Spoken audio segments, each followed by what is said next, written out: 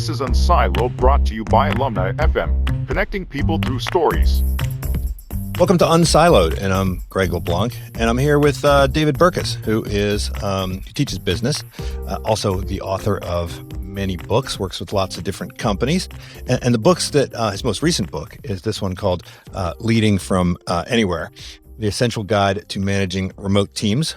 Very timely, of course, but you also have some other books, and I think, when I look at these other books, this current book, it kind of just builds on those other books. It's not a strong, it's not a departure from these other books, which include Friend of a Friend of a Friend of a Friend. Do I have to read the whole title? No, we just stop at the first Friend of a Friend. Yeah. Okay. Friend of a Friend, Understanding the Hidden Networks that Can Transform Your Life and Your Career. And then I got this one right here, Under New Management, How Leading Organizations Are Upending Business as Usual. You also have Pick a Fight, How Great Teams Find a Purpose Worth Rallying Around, and Myths of Creativity, the truth about how innovative companies and people generate new ideas. Welcome, Dave. Oh, thank you so much for having me. I'm impressed you caught Pick a Fight, by the way, because that was our really cool project we did with Audible that released right before the world ended and everybody stopped listening to audiobooks because they didn't have a commute anymore. Really? Well, I hope they'll listen to podcasts because, it seems to have bounced back, but it was a rough time to be launching anything in audio only format. It was really weird. Yeah.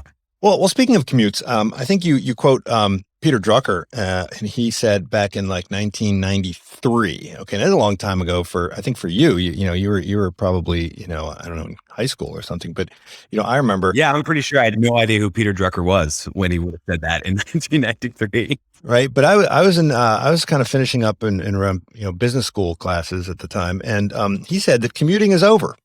It's done. It's no longer a necessity, and we should just get rid of it. And I think 25 years later, you point out that only 3% of American workers worked from home. So normally Peter Drucker's not wrong about a lot, but he was certainly wrong about this, right? So why is it that companies were so resistant prior to the pandemic to kind of remote work or distributed work? I mean, the notion's been around. You mentioned in 1973, there was this guy named Jack Niels. I didn't know about this guy, and he wrote a book called Telework. And this is before the internet. I mean, this was, back when it cost $1 a minute to talk on the phone. I mean, he was saying that we should be, doing telework. And you even highlight that, the British Empire was run remotely, and you had 2-year-long back and forth, letter communication times, and they were still able to, rule the earth without seeing the sun set with these distributed teams. So why is it that Marissa Mayer is calling everybody back to the office in, whenever that was, 2013, and why is it that companies were so resistant to this idea of distributed work prior to the pandemic? Yeah, well, I mean. Arguably, even 14 months in, some of them are still fairly opposed to this idea of distributed work. I mean, I'm not sure if you saw the Goldman Sachs announcements and all that sort of stuff, but it makes me roll my eyes. I think there is an assumption, and I think you said this book is kind of a follow-up to other ones. And Under New Management, we really rallied against all of the ideas for management that were invented to run a factory that just don't work in a knowledge work economy, right? And so this is what Drucker was talking about in 1993 too, right? Get out of these outdated models and actually start going, what is the nature of work we're asking people to do? And then we can build that management function. And so one of the big ones of that is there was always this assumption that presence equals productivity. And I mean, that makes sense when you're running an assembly line, right? If not enough people show up for work, then you can't run the assembly line and no one is productive. So I understand it, right? But I think what happened, and I wish there was like really robust data on this, but this is more of my like anecdotal data from talking to a lot of people, is that it is really hard to measure performance in knowledge work, especially day to day, right? It's really hard to know all of those people sitting at their desks on the computer, are they being productive or not? And in the absence of that, a lot of managers, the lazier ones, if we're being honest, we'll just flip and say, okay, well, when did they come in? When did they leave? This person's got to be productive because they're always staying late to get extra work done, or they're always there right before me. And they may not know that they were there 5 minutes before you and just make it look like they've been there for an hour, right? That's as far back as what was that Broadway musical, How to Succeed in Business Without Really Trying. And that was one of the pieces of advice, right? So this is an old school mentality. I think in the case of Marissa Mayer, you bring up Marissa Mayer and a couple other people, I do think there is something to be said for creative problem solving, innovation, design thinking, et cetera, in person versus virtual, right? This is the one area where I'm just kind of like, the technology is not here yet, and I'm not sure it ever will be. So I do understand it from that perspective. But once you come up with that idea and it's time to kind of grind out the work, create the prototype or what have you, well, that work's best done uninterrupted. And at least now, and I think for the foreseeable future, uninterrupted means freedom to leave the office and go find a place to hide. I talked about it under new management in 2015, 2016 was when that came out, and I was rallying against the open offices. By 2018, everybody agreed with me that these things were terrible, right? But I remember even when I was doing media tours for that book, I would have people go, yeah, that's why I got a library card to the New York Library across the street. And that's where I go hide. Or there's a coffee shop 2 blocks down. And if you asked anybody, even in, 10 years ago, where do you go when you really need to get work done? They very rarely said the office, but they knew they had to do the FaceTime thing in order to look productive. And that's the tension that everybody was struggling with until the great work from home experiment began. And hopefully now we've realized that presence doesn't equal productivity. There's better work to be done to measure and track that. But I really feel like there's a lot of people that even 14 months into this really just feel like it's still the truth and can't wait to get back. And I feel sorry for those people because a lot of their most talented people do not agree with them. The question I'm asked most often over the last year is, when are we going back to the office? And the answer I always give them is, we're not. At least not all of us, and not all of the time. And so you better get ready to lead in that context. Yeah. So I like how you mentioned a couple different reasons, which are non-overlapping, for why, bosses wanted people in the office. And, the first one is this idea of knowledge work and how it is analogized to kind of physical labor, like factory work. And there the idea is that, the workers need to be monitored in order to extract productivity. I had a professor in graduate school who was an expert in slavery, among other things. And he said, slavery, the kind of slavery, plantation slavery that we had in the Western Hemisphere, it only works for the kind of labor where productivity is easy to observe. Right. So, things like sugar cane and cotton and so forth. But the minute you move to something like, olive growing, which requires a lot of careful work, it's very difficult to observe, whether people are doing a good job. And so, plantation slavery doesn't really work. So, if you have a factory, the idea was, I think, that, well, you need the people in physical space because they got to work on the assembly line. They got to work together with people. But, you also need to be able to kind of have these supervisors who are kind of walking up and down the aisles, making sure that people are doing their work. And so if we bring people into the office, they're going to, presumably, they've got nothing better to do than to work. And I don't think that's the main reason today. I think today more sophisticated managers are thinking more about, this collaboration and creativity. And so, the magic and the spark and, culture building and, and collegiality and passion and purpose. I think that's probably the more common reason among more sophisticated managers. But the old reason is still there, certainly in the background of a lot of managers, right? Yeah, I agree with you. I think you'd be surprised how many managers have struggled for that because they're not in that sophisticated mindset, right? But I mean, a lot of folks that were already leading from a place of trust and autonomy, et cetera, they have struggled far less over the last 14 months than I would even say your average manager, your average team leader. Hopefully, many of them have changed their mind over the last year, right? Probably they had bigger growing pains, but they've gotten to that point. But Every day I get emails from, I mean, it's funny. One of the most common emails I get right now is, we surveyed our employees and only 25% of them want to come back. Can you help? And I always write back with pretty much the same thing, which is like, depends on what you mean by help, because I can't convince them to come back. Right. But we can talk about what it's going to look like when they're back, but only for 2 or 3 days a week. Right. Or something like that. So yeah, I agree with you. The more sophisticated leaders, this has been a much easier transition, I think. And their concerns about lack of being around each other have been that, a bonding, camaraderie, collaboration, et cetera. But there's a lot of people that, I mean, this is why we saw upticks in purchasing spy software and all sorts of crazy stuff back in April, May, and June, despite pretty much everybody I know whose job it is to help managers saying the same thing, which is like, if you need to install spy software, you screwed up a long time ago. Right? So. Yeah. Well, it's funny how some of the earlier studies around work from home and productivity actually focused on the more kind of, I don't know, we might think of as menial jobs, like call centers, for instance. So there's some famous studies around call centers where they let people, work from home, and call center work is kind of like factory work of the mind in a way. But precisely because it was relatively easy to observe the output, you could actually see what the impact was, and the initial studies showed that productivity was increased when people worked from home. Is that correct? Yeah, that's exactly right. And there's a couple different reasons for that.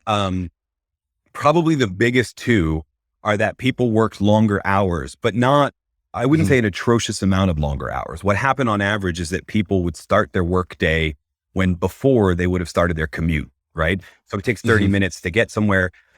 They would just start 30 minutes earlier. If it takes 15 minutes to get home, right, they would work until the time they would have arrived, right? So there was that issue. But the other big thing was just the lack of distractions, right? I'm not at the office, therefore I don't get dragged into as many meetings or interrupted as much, et cetera. Now, ironically, that second one is not what we've seen over the last year, right? What we've seen is the number of meetings and virtual check-ins and all that dramatically increase. And so now people are working longer hours and staying about the same productivity-wise, which I guess is a per hour drop in productivity, right? And a lot of that is just, again, I think is a lot of the thrashing of the bad manager, for example, saying, well, I can't see you, but if I call a meeting with you every morning and we check in, then I know you're working. Is part of that kind of the manager's need for, I don't know, a sense of power, right? And when you have people, you have a meeting and you have all these subordinates that are essentially paying attention to you, it reminds you of your status. I mean, is there a part of that? I mean, what accounts for the frequency of meetings? I mean, you have a whole chapter on meeting science, and I was planning on getting it later, but might as well jump in it right now because this is not something we teach in business schools, right? We talk all about discounted cash flows and all that kind of stuff, but I think a course on like meeting science would probably be more useful to a lot of business students than a lot of the classes they're currently taking.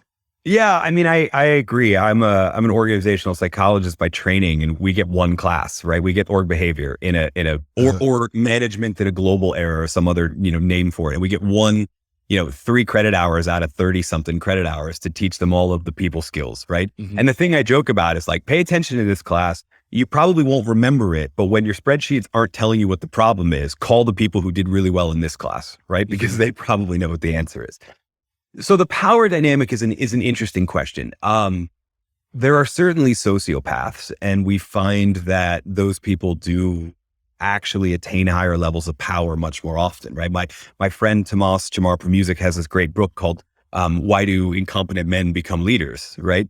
And the reason there is a male bias to it, but it's that we have this assumption that that charisma equals competence, right? That a sense of confidence equals competence. We end up promoting those people. And of course, those people do. So they exist. The truth is, in the last year, I think a lot of the reason is just, we don't know what the heck we're doing, right? And you know this because you work in a university. We're famous for this, right? When we don't know what to do, we start a committee. And it's the committee's job to define the problem, and then maybe a different committee's job to solve the problem, et cetera. Like when we don't know exactly what to do, we circle the wagons. And to be honest with you, for the first number of months into this pandemic, we didn't know exactly what to do. We didn't know how to coordinate work. We didn't know how to keep each other updated outside of synchronous conversations, because that's what we've always used. So I think to some extent that really increased it. Then I think the downstream effect of that is that a lot of us used, there's a whole world, and Stephen Rogelberg would be a great person to talk to on this because he studies meetings, right? So there's a whole world of sort of the science of meetings. But what we find is that in a virtual context, even how we treat in-person meetings is different, right? So you think about a team, their average, let's say they do a weekly all hands meeting, it's 90 minutes long. There's 6 or 7 different items on the agenda. You can't do that in a virtual setting, right? You will, ESPN is really tempting, right? People will not be on that Zoom call. So we need to dramatically shrink it down, 1 or 2 agenda items per meeting, change the attendee list, right? Because the other thing that would happen in that all hands meeting is the whole team's there, but on any given agenda item, there's only 3 or 4 people that are relevant to that item. The rest of the people are just there, right? So I think it really takes that level of savvy as well to kind of break it down. And then the other thing is there are sometimes reasons for in-person things like training that would require you to virtually be present for a presentation. But for a team meeting, presenting information in a meeting context is almost always unnecessary, right? You can create a pre-read, or you could even, that slide deck that you want to spend the first 20 minutes of the weekly meeting presenting to your team, just record yourself narrating through it and send it out a couple days ahead of time, right? There's ways to save that time and reduce the meetings. A lot of us just don't know about it. We're using a very old and in-person model of meetings that, to be honest with you, didn't work back then either, right? Before the pandemic, we were ranting about meetings. Now we're ranting about virtual meetings. Yeah. Not much of a difference. Yeah. When the entire chapter that you have in the book on meetings, this could have been just cross out online and just leave it at meetings, right? So all the tips because that meeting science literature was all generated before online, right? And so online's just kind of brought it to the fore, right? It's kind of made it, I think, there are definitely differences, but it seems like some of the key principles you outline, right? Like, make sure you know why you're meeting, right?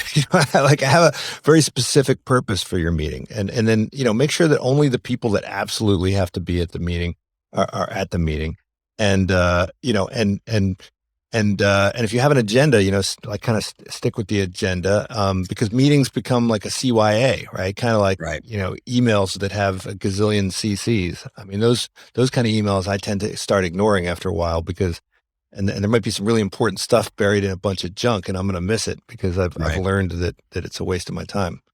Yeah, I mean, so you've just uncovered the dirty little secret of the book, right? Which is that 95% of it is good advice for team leaders in any context, right? The strategy doesn't change. The tactics change when you move to virtual, right? And so the fundamentals of how to plan a great meeting are roughly the same. I think what changes is that Zoom fatigue is a very real thing. There's actually been research, even during pandemic conducted research, on what that does. The funniest explanation I've seen is that it's a trick in our brains. It's a problem of like when you see the Brady Bunch grid of faces, that's the same as sort of like being on stage and people have that fear of public figure. There are all of these eyes staring at me. Maybe I'm prey, right? Or something like that.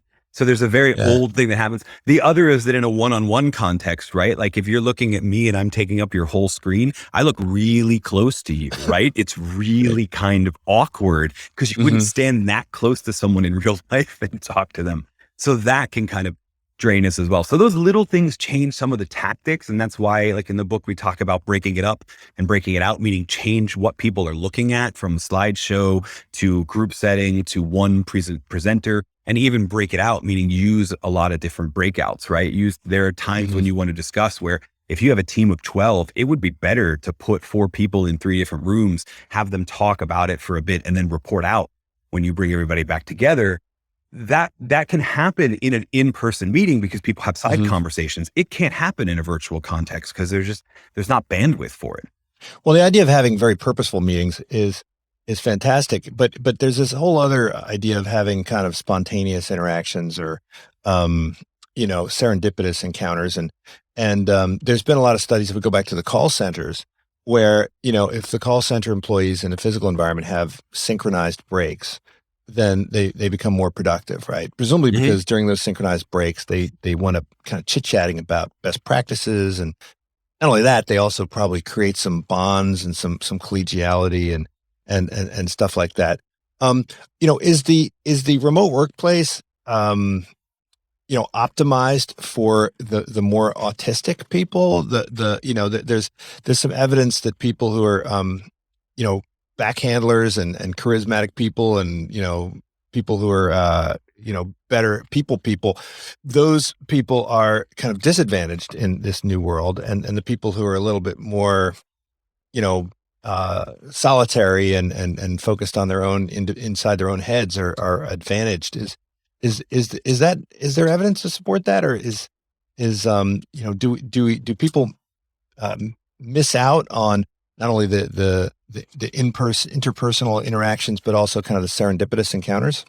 Yeah. I mean, in terms of evidence, is there solid evidence? I haven't seen it yet. It may exist. If it does, it was published in the last 2 months, right? Mm-hmm. It wouldn't surprise me, but I also think, we made jokes when the pandemic began about introverts saying, I've been waiting my whole life for this moment, right? Yeah.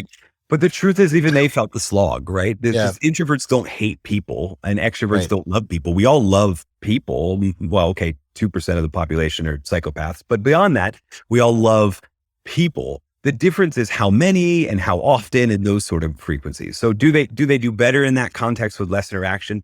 I mean, yes, but all of us need that human interaction, that serendipitous interaction, et cetera, right? So that's a whole lot harder in a remote context because, like you said, you could synchronize breaks. In fact, I wrote this book with a sort of twist on that, being an extrovert, where I had 2 friends of mine that were also writing books, and we met every weekday at 11 a.m. on a Zoom call, and we just said hi to each other and then started working. And then whenever we needed a break, we were there for each other to chat. We did the whole Pomodoro thing, right? 25 minutes on, and we take a 5-minute chat break, et cetera, because we were extroverts in the middle of a pandemic craving that interaction of those synchronous breaks. I wouldn't trade that for in-person interactions at all, but it's an okay substitute. And I don't know, pre-pandemic, I don't know of a distributed company, like a globally distributed company, that didn't take the time and the money to bring everyone together a couple times a year. Usually it was once a year for the whole company, and then a team leader would have budget to bring his or her team together 6 months after that. So at least twice a year, you were seeing your team of people in person. And I think that's where most of us will be headed when we get back to the office. That pull is so strong that I think we'll have 2 or 3 days of synchronicity, or 5 days, but not 8 hours. It's going to vary by a lot of different companies, because we do need that. What we've been doing now is treading water until we can get back in that regard. But at the same time, even the extroverts, I mean, I'm hugely extroverted. My wife jokes about it all the time, but I still need I just want to sit and stare at my phone time, right? And so we'll need a place to hide too. And I think for most of us, that will be a home office, a co-working space that's different from the actual home office or something like that. Well, a lot of the things that you're talking about, at home versus in office, they're kind of repeating the discussions of private work office versus open office, right? And so since most people work in open offices now, we kind of equate working in the office with working in an open office. And, working at home is like kind of having a, corner office with a door, except it's, geographically separated from all the other, closed offices with it's the best kind of corner office, right? It's the corner office on the floor where nobody else has an office. Yeah. And so the advocates of the open office, they talk about, serendipitous encounters and reach across the hallway and, talk to people. But, it comes at a cost, which is the cost of distraction. Now, in the last year, because people, the working from home in the past year has been very different from working from home before and presumably after, because, the distractions at home are maybe even, more severe than the distractions would have been at the office if you have kids, running around and so forth. So what are some of the tools and techniques that you use to kind of create an environment at home which allows you to do this kind of deep work? Yeah. So I think really getting a solid handle on what your new schedule is matters a tremendous amount. I think most of the people that have attempted to keep, and most of the companies that have attempted to keep people to the 9 to 5, Monday through Friday, have just created more stress for them, right? Because if your school is saying that your kids' Zoom lessons are from 10 a.m. to noon, you can't work from 8 to 5, right? I mean, I'm lucky enough to be in a part of the world where we opened schools back pretty quickly, but there were several weeks where I was vice principal of what we called Burke Academy, right? And it happened every day between 10 and noon. And so nothing could get done then, right? So you have to set that schedule, and it's going to be different, and also communicate that schedule out. And what I like to think of it as not saying these are my work hours and these are my non-work hours, but deciding these are my responsive hours or my interruptible hours, and these are my untouchable hours or my non-responsive hours. So that's building boundaries for you, not only for your team that you're working on, but also for your family, right? Saying no to folks that are living with you in the same space it's not mean. It's saying I need to focus on this so that when I'm with you, I can focus on you, right? I mean, I'll tell you, I ran off to close the door because I heard my kids come back from the pool. But I'll tell you what we developed. I'll just give you this hack. Hang on one second. For those of you lucky enough to be watching on the YouTube channel, you can see my greatest productivity solution of the last 14 months is a $2.07 red do not disturb sign. And what it was is we had a conversation kind of as a family about what all of this needed to be, especially when I needed to write the book, which we did the entire thing in 8 weeks. So what we came up with was door open, come on in, I'm interruptible from everybody else. Door closed, knock, it's okay to interrupt me, but tell me what you need, et cetera. And if you don't need anything urgent, red sign on the door, turn around and go back upstairs. Like, it doesn't matter what you want. I can't do it, right? Unless your brother is bleeding, right? Or the house is on fire, turn around and go back upstairs. And I've seen other variations since the book came out. People have written in and told me about, like, one woman, I think this is great, stole her daughter's tiara and then rigged up Christmas lights. And then she has a little like office nook that she's been working out of. So there is no door to close. So what she did was basically, if the tiara was on and it was plugged in, because it would be light up, right? That was the sign to the rest of the family, like, don't touch mom, don't interrupt mom, right? All of those things are boundary oriented, right? And we know this, right? Where there's that old adage about, if you don't keep your calendar, someone else is going to keep it for you, or you'll be at the mercy of someone who does, right? The difference here is that the stakeholders are not just coworkers now. They're the people we live with as well. And that doesn't mean, like I said at the top, that doesn't mean we're being mean. It actually means we're being focused on them in the times we're not working, because they're giving us that time to focus in the other times, right? The hardest part of my 3 symbol system, open, closed, and little red do not disturb sign, the hardest part for me was making sure that if I had the door open and they walked in, stop what I was doing, turn around and give them time. They only ever wanted like 3 or 4 minutes. But I had to do that. Otherwise, the other 2 symbols are meaningless too. Well, I think the same visual cues can be brought into the open office, right? So, there's people who wear headphones. There's others that have like little red lights and so forth that say, leave me alone and so forth. But not just physically, virtually, I think you need to also draw similar boundaries. And so you talk a lot about, email and how, email can distract you and how, you need to manage the kind of synchronous and asynchronous communication.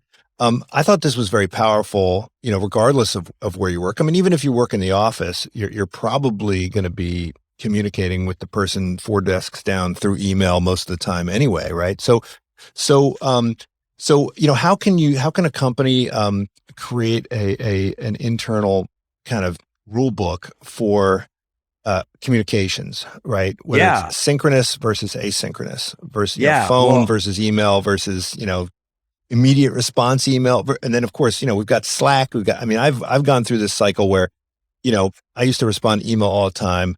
Now I kind of don't respond to email, but if you send me a Slack, then, I'll respond to that. Then kind of after a while, it's like, all right, Slack can wait. And then it's text. And so people once they figure out your WhatsApp, then, and pretty soon WhatsApp's going to have to be, pushed off. So, wait for the Neuralink, right? Wait for the implants, right? And then so when I'm working with most organizations on this, the thing I encourage them to do first is start with, you said, how do you create a rule book? You create a rule book. Start with a working agreement, social contract. When I'm feeling particularly feisty, I sometimes refer to it as the declaration of interdependence for your team. We have to work together, so we're going to have to find a way to work together, right? And breaking down what is asynchronous versus synchronous communication is part of that, but it's broader, right? It's all of those little unanswered questions that where a lot of friction and where a lot of conflict on a team happens is when somebody assumes a norm that isn't actually what other people assume, right? It's when somebody sends an email and no one responds in the first 12 hours and then they get angry when everybody else is going, well, I have a day. Like, you sent me via email, therefore I have 24 to 48 hours to respond, right? Those are things we actually need to flush out. So what I encourage a lot of team leaders to do is make that list of questions about stuff we haven't resolved.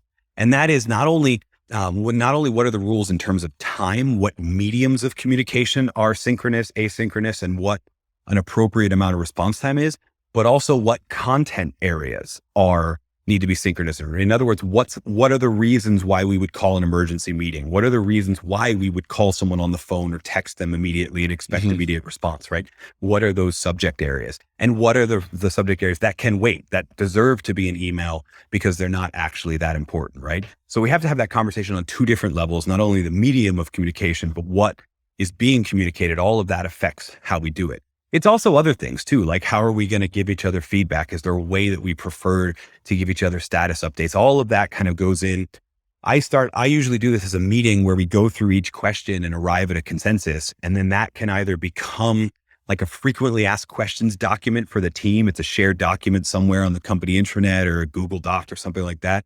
Makes a great onboarding document, by the way, too, like welcome to the team. Here's how we all work together.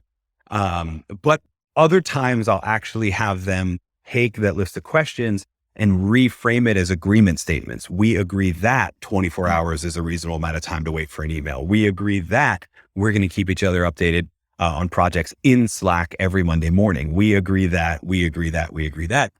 And that gives you that sort of sense of rules of the road, because a lot of what happens, like I said, conflict is miscommunication, but a lot of the pressure that we've all felt over the last 14 months, 15 months has been self-inflicted pressure from not having those things. We get the email at 8:30 at night and we feel like we have to respond that night instead of waiting till the next morning. But if the team has agreed that emails have 12 hours or 24 hours, then we no longer feel that pressure, right? So all of that self-inflicted need to be always on dissipates as well. So that's where I start. How do you draw up the rule book? You draw the rule book up. And the truth is, I would love to say, here's the rules, but it just doesn't work. It doesn't work universally, and it doesn't even work across the whole organization. It needs to be at the team level. These are the different norms of behavior for how our team wants to work. And now that so much communication is through email, and this is, of course, predates the pandemic, email is just so much more efficient than, a phone call, so much more efficient than a meeting.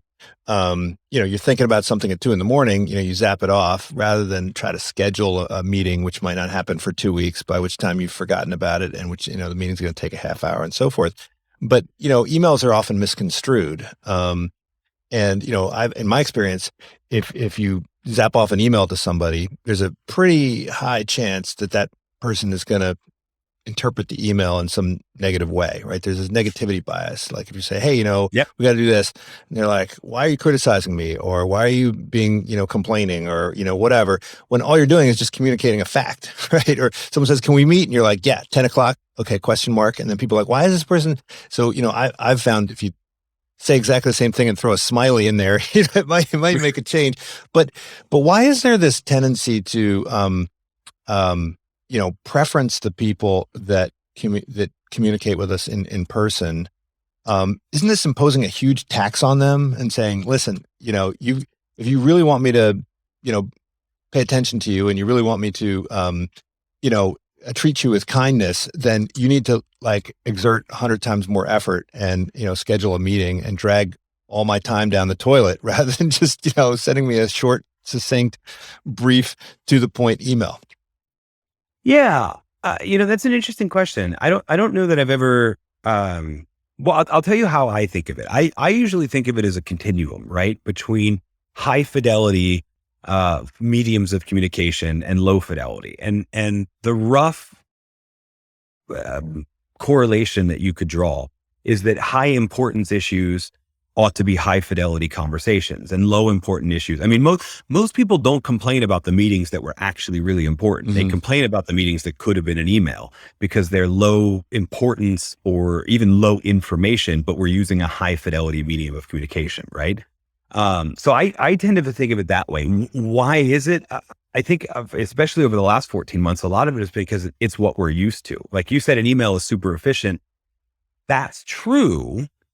But if you are walking to go get coffee in the office kitchenette and that person who you were about to send an email to is right there, well, then the most efficient thing to do is to mention it when you're right there, right? Mm-hmm. And so then we all got pulled out of those offices by force and put into this system where what we're used to is that we had more frequent interactions. And so I think that's why we kind of default to it instead of learning these rules. And I think that, again, that's where the experience of kicking off a team, or if you haven't done it yet, now's the time, having that working agreement conversation where we do that. And then in the process, we talk about the continuum, everything from texting to presumably face-to-face in-person meetings. And then what are the different subjects that call for what? Actually, one of the things that I tell a lot of people, you'd be surprised on this, is that the data supports the idea that check-in conversations, your one-on-one check-in conversations might be better off as audio only, not a scheduled video call, because we have a higher level of emotional empathy. And so we can be more attuned to how they're receiving the feedback we're giving them and those sort of things. It also benefits because it could be the one meeting where you actually get to go outside and walk around that day while you're on the phone with that person, right? But all of that comes from looking at it, I think, as that continuum and then having that conversation with the team. What things go where? If you don't do that, then you end up with, I think, too many things defaulting to being a meeting and too much miscommunication on the email side, right? And maybe too many emojis. Well, so, a big part of a successful organization is the camaraderie, the sense of shared purpose and mission, the kind of, team spirit that feeds intrinsic motivation. And, a lot of people have argued that that's been difficult to produce during the pandemic with entirely remote teams. And, I'm looking at it through the perspective of education. You didn't talk about kind of universities, but, it's very similar when students come in, right? It's, there's an onboarding process and then, teams are formed and so forth. And, I've watched as kind of the students have struggled with this a bit. And they don't feel that sense of common purpose quite as much. You have some insights into how organizations can instill this sense of purpose more effectively and onboard people more effectively. And of course, a lot of these insights will apply no matter how the workforce is organized. But there are some specific things that you recommend. Yeah, I mean, in terms of onboarding and building that connection, we used to do that organically. We used to let the office environment do that for us. We talked earlier about serendipitous collisions and all that sort of stuff. In terms of onboarding, truthfully, we have always done that terribly, right? Like onboarding and interviews are the things and meetings are the things that in person, we weren't doing them all that well to begin with. So it's no wonder we're really struggling here. The book, we talk about a lot of research that was done pre-pandemic that even in a physical location emphasizes the need to prioritize connection over documentation. When we think about onboarding from a purely HR standpoint, and I'm part of this problem. I taught HR for almost a decade, right? We think about all the legal things we have to get done and all of the paperwork that needs to get filled out and signed and all of the employee handbooks that we need to get distributed. And then sometimes even give them a quiz to verify they read and all that sort of stuff. And then it's like, oh yeah, but the first weekly all hands meeting is next Monday. So, in the meantime, just kind of, see who you can meet, right?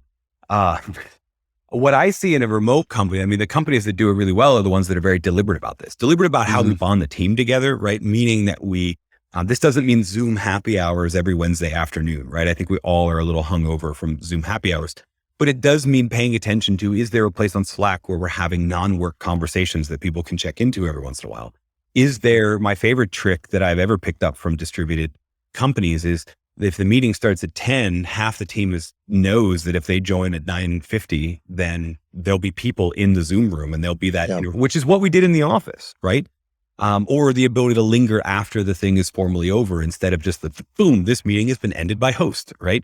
Those things build connections. On an onboarding sense, my favorite example of this is, they didn't actually make the cut in the book and I'm still kind of mad about it. But a buddy of mine that runs about a 200 person distributed company that does two things really well for building bonds. The first is that they would call themselves a fully remote company, but they use a hub strategy. In other words, they only hire people in certain cities. They picked very deliberately what cities in the US and now internationally they want to pull people from. There is no home office, but the fact that 5 or 6 members of the team work in Boston and 5 or 6 members work in St. Louis, et cetera, makes it easier for those people to feel connected with themselves and makes it easier for senior leaders to have touch points with everybody. So onboarding is usually done with the people in that hub strategy. And yeah, you go through all the documentation, you do all the trainings, you do all that sort of stuff, but there's somebody from the team there doing it with you instead of some random person from HR you're never going to meet again, right? All of those things build that sense of connection that keeps people a lot more engaged because they build friendships, they build relationships, et cetera, that we know from the research that work friends make us more productive, but also make us more likely to stay and make us more connected to, I don't want to get it. I mean, we can get into greater purpose stuff here, but just make us feel a smaller sense of individual purpose because we know who benefits from our work. We have a personal relationship with the other people that we're working on this project with. And as a result, we have what in the org psych literature we'd call task significance, right? This sense that we know how it contributes to the larger whole because we know those people. Right. I mean, the hub strategy is an interesting one. I have a former student who has a startup, and her startup is all about, having people use their homes as essentially remote facilities for companies, right? Where this one location, and WeWork, of course, is trying out this approach as well. And I think, universities that are thinking about online degree programs are also kind of thinking about this rather than having, one person from Kansas and one person from Nebraska in the program. You just focus on, okay, we'll have Kansas City will be our place. And then, Chicago will be our place. And this kind of gets to the other book on networks, where, the network book is not really as much about top down thinking about organizing information flows and much more about, as an individual, how do you optimize your effectiveness? But, there's one chapter in there, which is, seek out silos, right? And I love this. I mean, the title of this podcast is Unsiloed, but you talk about, you talk about how, there's a balance between, being a connector, which is, someone who has this very, rich network of diverse people, but then also, being part of something which is a cluster, right? And how clusters forge innovation. And so, you could be too kind of incestuous, right, in terms of your relationships within some cluster, but you could also be too too much of a loose, free agent. So I think there were a couple examples of top down. You talk about General McChrystal and how they use these liaison officers as kind of key people. Could you maybe talk about that story? And is there a way that is that simply about job roles, or can you channel use communication tools and other sorts of things to promote that type of communication network? Yeah. So this is an idea that I've actually been fascinated with from the beginning. It sort of touches in almost every book, even in the midst of creativity around innovation, this idea that the best teams don't stay together for long because there's this balance between, the band of brothers, the league of sisters, tried and true, what some network scientists might call the bonding capital relationships in our lives, the people we go to for social support and what have you. And those people feel good. They feel so good that often we don't want to leave. And then that's how we end up in silos, right? But the opposite is also true. We can have so much bridging capital, so many connections to lots of other people that are actually superficial. And when life hits really hard, the bridging capital helps us get back on our feet. But like the bonding capital is what keeps the wind from getting knocked out of us, right? It's what keeps us having that sense of social support. And we see the same thing in information flows, which is what Stanley McChrystal was focused on. And in organizations, truthfully, the best teams are ones that tend to rotate every 18, 36 months at the most. And in fact, I think that the big in terms of, I run around in that whole Thinkers 50 world, and I always feel like a midget compared to disruptive innovation and all of those sort of things. But the best idea I think I've ever contributed to that conversation is that we need to rethink the building block of organizations. It's not the job, and a team is not a group of people who respond to this manager. The building block of an organization ought to be the project. What are we working on? Let's pull together the best team for that project. And when that project is over, disperse them and find a different team for them, right? Okay, so what does this have to do with Stanley McChrystal? When Stanley McChrystal took over the war against Al-Qaeda in Iraq, he noticed the breakdown of information flow that was exactly what would be predicted by an imbalance between these clusters and this bridging capital. And he decided he needed to do something about it. Now, the military, the armed services across all, I was going to say 5 branches. Well, there were 5 at the time. Now there's, 6. Thanks, Space Force. The military at the time had these liaison roles already. But what happened was they became kind of a sit and wait role, right? So you have 4 months left on your tour, but we don't need you on this sort of thing. So go over and be the liaison to somebody else. Or you've got a year left before you're retired. Congratulations, you're the liaison.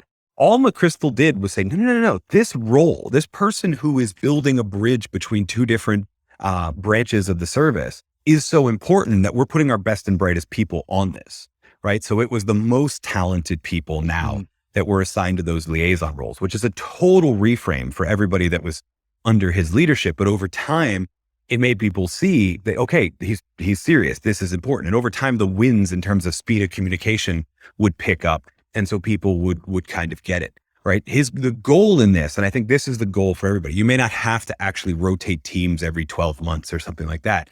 But the goal was that if there was one person on every team who could point to someone else on another team and say, yeah, I know that guy, or I know that girl, and they're really good. They're a solid employee. They're a good worker. They're a good soldier.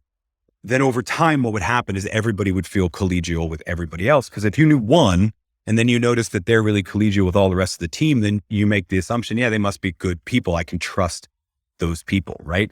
So that may be rotating the whole org chart. When under management, I literally called it writing the org chart in pencil. It may be something as simple as letting people spend a portion of their work week helping a different project team, right?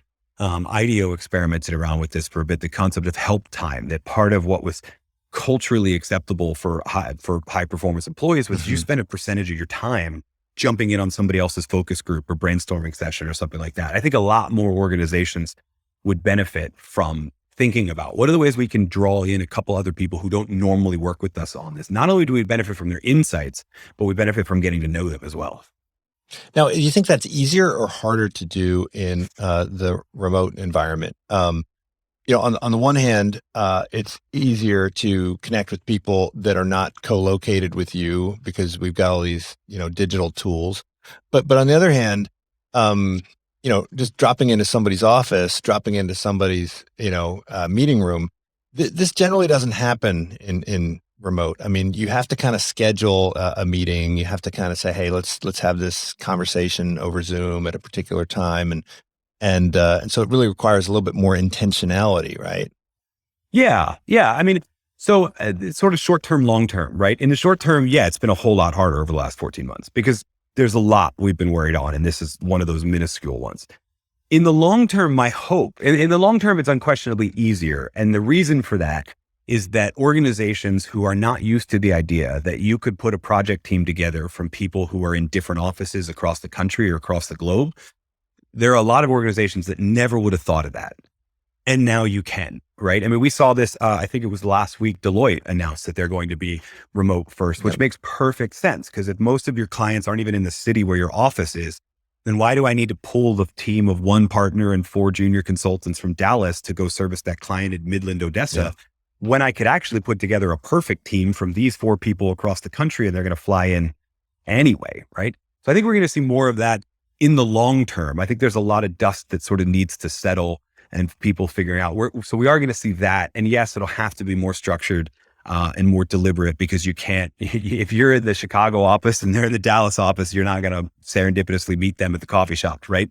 But I think if we have a really good sense of what our individual talent, strengths, knowledge, skills, abilities, that whole thing are, we think about it in terms of putting together the right team per project, we're going to see a lot more geographically dispersed collaboration. And I think that's an overall good thing. Ironically, though, I'm worried about the collaboration we've been talking about for a while, which is interdepartmental collaboration. Would probably, I mean, that's a huge source of inertia, and some of it I might have some ideas on, but there are some silos that I think may always be there. Right, marketing is always going to hate legal. Doesn't matter what environment we have them in. Right, one's always going to try and push the boundaries, and the other's always going to try and stay safe. So, yeah. Well, so I guess the concern is that now with, virtual work, the glue never really has a chance to kind of, solidify. I know people that have started jobs and ended jobs all within the pandemic, and they never actually met anybody from their jobs because they never had time for these on-sites. And I want to hear about the on-sites. But so what are some of the strategies as we go back to a world where physical interaction will be possible. You mentioned companies like Basecamp that have been operating virtual for a long time. And you talk about these like, ficas. I mean, are virtual ficas a real thing? Can they work, or will we have to, lean on these kind of periodic on-sites to, boost that sense of camaraderie? Yeah, I mean, I think it's both and. I think in the last 14 months, Fika, which is just this kind of non-work coffee chat conversation that most companies that do this will do it, say, once a week, and you randomize in to, you opt in to get randomized to have this 30-minute conversation with people so you get to know people from across the company, right? So it would have solved that issue that you were talking about. I started work and left work from a company where I never actually met anyone. I don't think though. I think those are more like ways that we keep camaraderie high in between our in-person interactions, right? So there are certainly organizations that can function okay with not having any in-person interaction and have functioned okay over the last 14 months. But almost every long-term successful geographically dispersed company has made time for that in-person interaction. And usually it's not, this is the interesting thing. There is usually a summit or a conference or something that is we would think of as a normal event. But in a lot of cases, like in the case of Automatic, for example, most of the budget that a manager was given was really just, hey, I rented this Airbnb in Malibu and we're all going to work together, right? For like, we're just going to, we have no agenda. It's just this week, we're going to be working from the same physical space, right? Those little things help us build a sense of each other, our work preferences, our schedules, all of that sort of stuff that I really don't think there's a replacement for. I think things like Fika, things like buffer time before and after meetings and those sort of things are ways that you can help like sort of pop camaraderie up a bit in between those in-person meetings. But meetups definitely matter. I've yet to see an example of really strong camaraderie in an organization where you never actually met anyone in person. So I think, before the pandemic, most companies were 100% in person. And then during the pandemic, most companies moved to, 100% online. And, you have this great example of the fitness company that did this. They changed their name on me, by the way, in between. Right.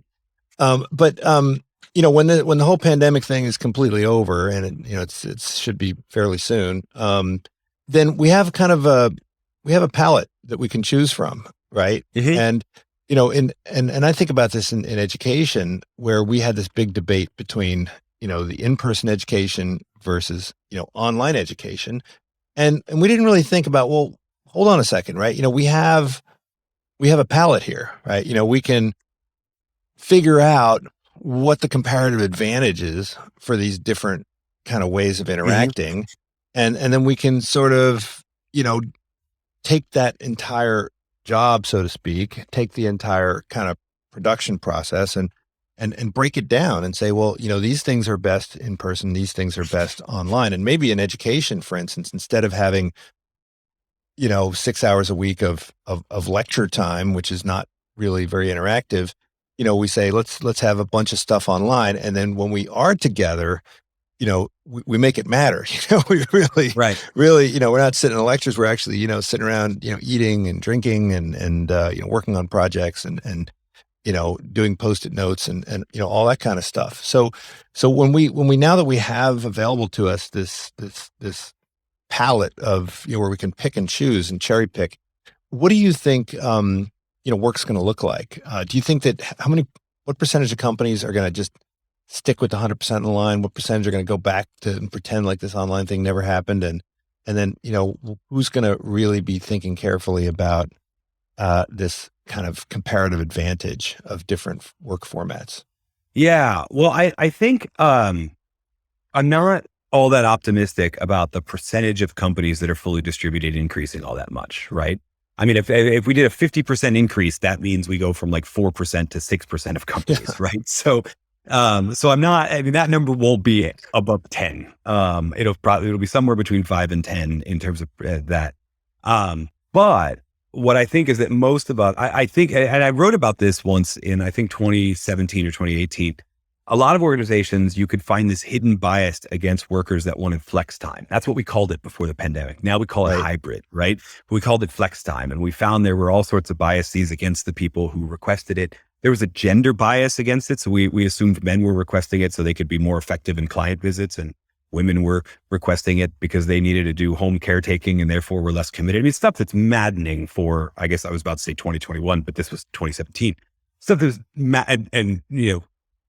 hopefully the past 14 months have smashed some of that bias, right? And made us realize that, that what we need is to be offering that from the get-go. There's one company in Leading From Anywhere that we talk about. It's not really a company. It's the Belgian Ministry of Social Security. I was amazed by that example. I was struck by how kind of precocious they were. Yeah. Well, I think that the key with that story, the reason I really wanted to include it, is that Frank Massanova did not set out to create a remote first organization, which is what you see all these people advertising. He set out to build a great workplace, and a workplace where people were excited to show up and contribute, and people were intrinsically motivated, which, from the research suggests that we need to give them more autonomy. And as a result, people spend 80% of their time working from somewhere other than the office. I don't know that it'll be 80%, but I think that's the more interesting percentage, right? Is what percentage of an average worker's time is spent at the office versus not at the office. And the best data, or at least the data the peg that I'm going to hang my hat on, is there was some interesting Gallup data before the pandemic that we talked about in the book that showed the most engaged employees were the ones who spent 2 to 3 days a week out of the office. Mm-hmm. And so if I had to pick, where do we end up?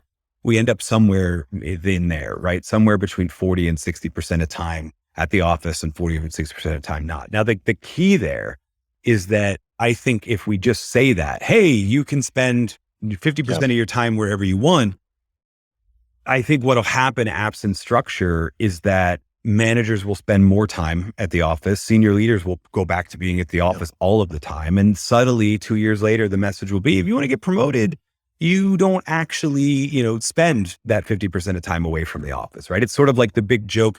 Everybody used to talk about Google's 20% time. And then if you ever interview anybody at Google, they'd say, well, it's 120% time. Yeah, you can work on whatever you want, but you still have to do your actual work, right?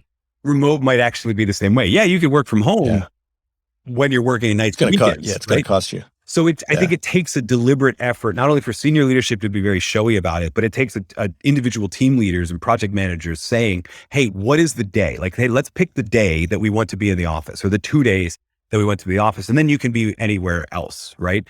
Absent that kind of structure, I think we're just going to go back to, a lot of us are going to go back to those defaults. And while it won't happen right away, we'll eventually arrive at this place where we have a bias against people who are at the office less because we think they're less committed, even though they're more productive, right? So I think it takes a lot of that structure, and I'm banking on that structure be probably 2 to 3 days out of the office. And for some organizations, it might flip, and it might take the form of core hours, where like, we want everybody at the office from 10 to 2 on Monday through Friday, but we don't care when you come in and we don't care when you leave. We just know this is when meetings get scheduled. So please be in the office those hours, right? It's going to look very, very different for different companies, but I don't think the solution is just, we're hybrid now, work wherever you want, because that is going to cause a lot of subtle biases to creep back in.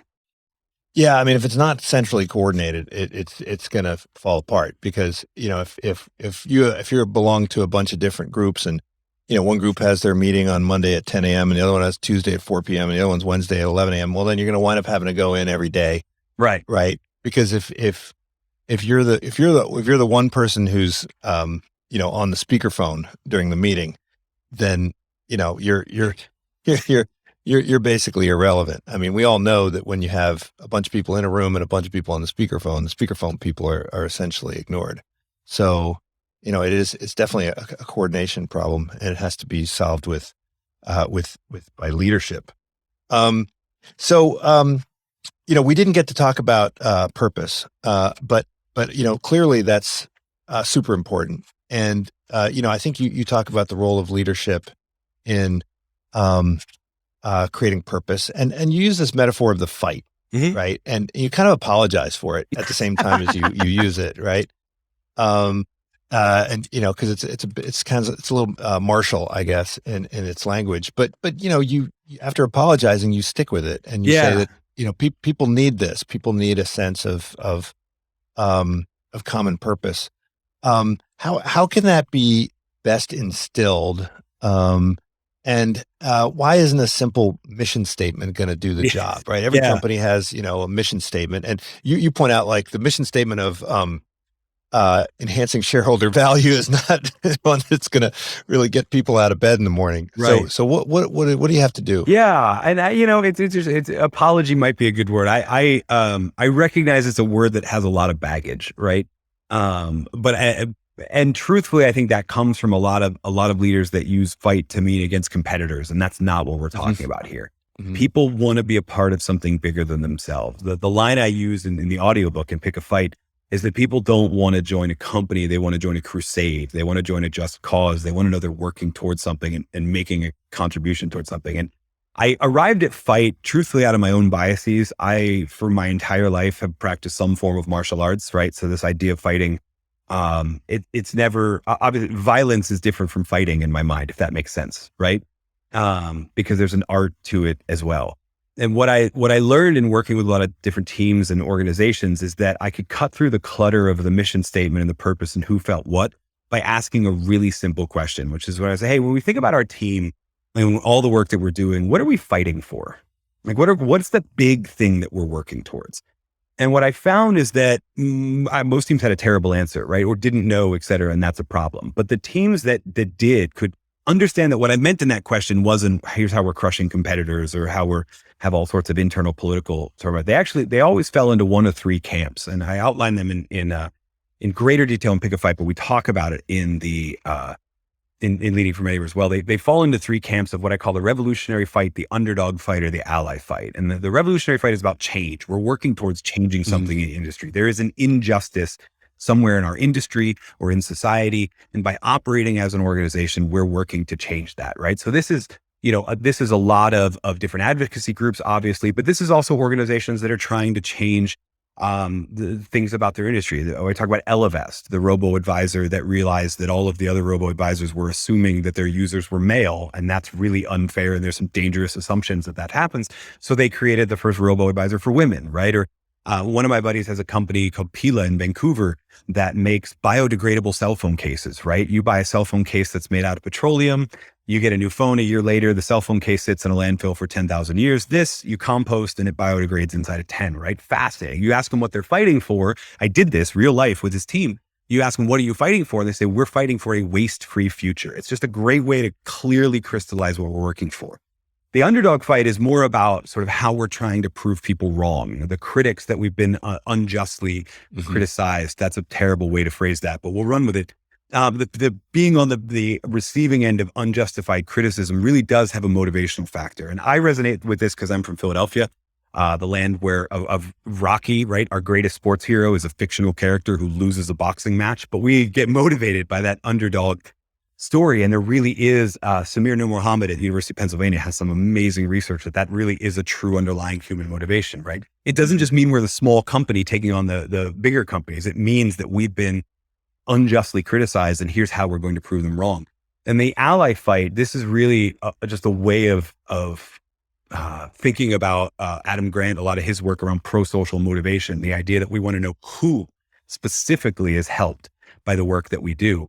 And this is one that I think a lot of organizations can rely on that don't necessarily think they can. One of my favorite examples of purpose probably of all time is KPMG, the accounting firm, outlining this sense of purpose by doing two things. The first thing they did was this, what they called the We Shape History campaign, where they started telling the stories of the way KPMG as a firm was involved in world events like the Lend-Lease Act in World War II or the certification of the election of Nelson Mandela. Like that was their firm doing that, which is a cool story. But then they flipped it on its head and they said, how do you shape history? They launched what they call the 10,000 Stories Challenge and encouraged people to reframe the work that the project they were actually working on as similarly history making. They wanted 10,000 stories. They got 42,000 stories, right? Which is pretty much one for every partner, although I think one for every associate, but I think several associates submitted multiple answers. What they found there, I think, is really interesting. It's not just about this reframe as what we're fighting, but it's that the team leader and the level to which he or she talked about purpose had a massive effect on whether or not it really resonated with people, right? And so I think this is the other thing beyond just mission statements and why they don't work because they're written by committee and they have way too many people who I mean, you know this, you're an academic. It's the same deal, right? Try and get anything done in an academic council meeting. It's about the same as these retreats that write the mission statements. But when you ask, what are we fighting for? You cut through all of that and you ask them to identify a cause or a person who is helped by the work that we do.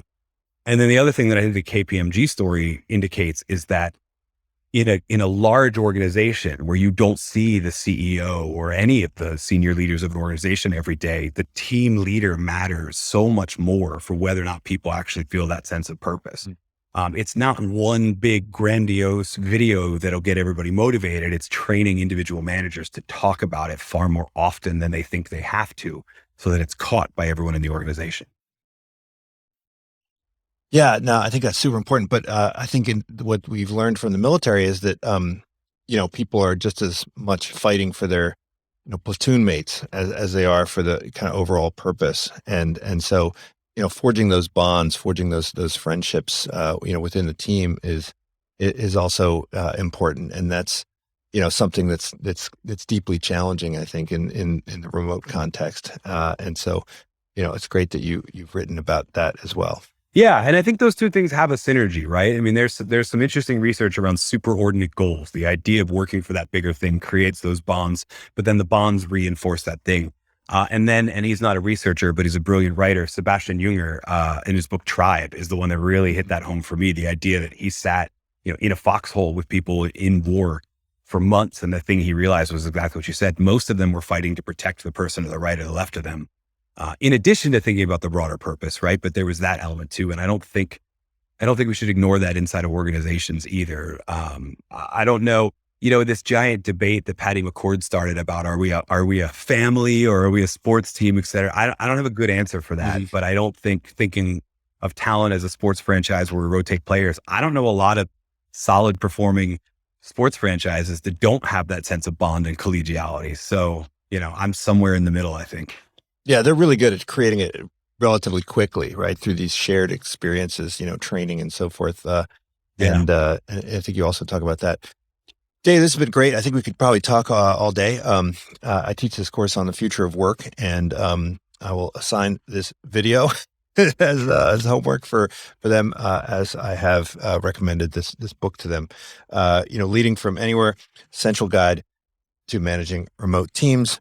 And of course, right, we have lots of other books that we'll mention. And of course, I'm impressed. Thank you. I'm impressed. You also have a website, and you have a bunch of tools that people can access on the website, right? Is it davidburkus.com? Is that right? Yep, davidburkus.com. I'm so lucky in that my name is pretty unique. And so all the usernames and domains were still open by the time I came around in the world, which is great. Okay, so check out those tools, those worksheets and so forth. Great stuff. Thanks again for joining me, David. This is Unsiloed, brought to you by Alumni FM, connecting people through stories.